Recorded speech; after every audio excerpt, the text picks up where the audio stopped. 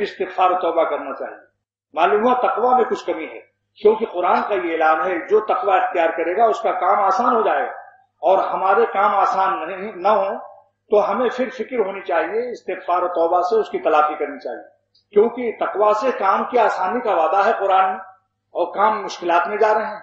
تو معلوم ہوا کچھ تقویٰ کی کمی ہے، لہذا دیکھو کہ اپنی آنکھوں کا جائزہ لو، اپنے کانوں کا جائزہ لو، اپنی زبان کا جائزہ لو، دیکھو کہ کیا بات ہے، کہاں سے یہ پانی آ رہا ہے مکان میں جس سے بنیاد کمزور ہو رہی ہے تقویٰ کی، اس کی فکر کرو اور استغفار و توبہ میں لگ جاؤ، پھر انشاءاللہ وہی معاملہ، متقی ہو جاؤ.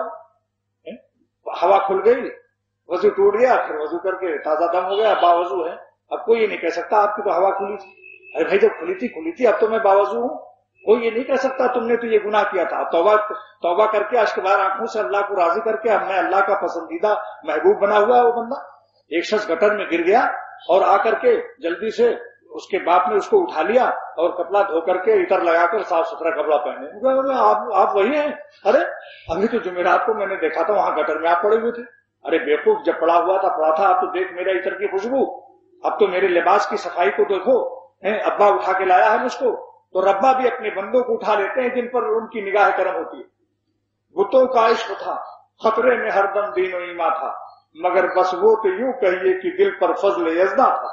جس کے دل پر اللہ کا فضل ہوتا ہے خدا اس کو ضائع نہیں کرتا، توفیق توبہ کر دیتا ہے. توفیق توبہ سے جیسے ابا گٹر سے اٹھا لیتے ہیں اپنے بچہ کو، ویسے ربا اپنے بندے کو گناہوں کی گندگی کی گٹر سے اٹھا لیتا ہے توفیق توبہ سے. اور وہ جیسے عطر لگا کر شاندار لباس میں، ایسی تقویٰ کے لباس میں، اللہ کی ذکر و توفیق میں، اللہ کی یاد میں لگا ہوا ہے، خوشبو ہی خوشبو اس کے پاس ہے. اب اس کو یہ نہیں کہہ سکتا کہ بھئی آپ تو فلاں دن میں نے دیکھا تھا آپ گرے ہوئے تھے. اس سے بڑھ کر بیوقوف کوئی شک نہیں.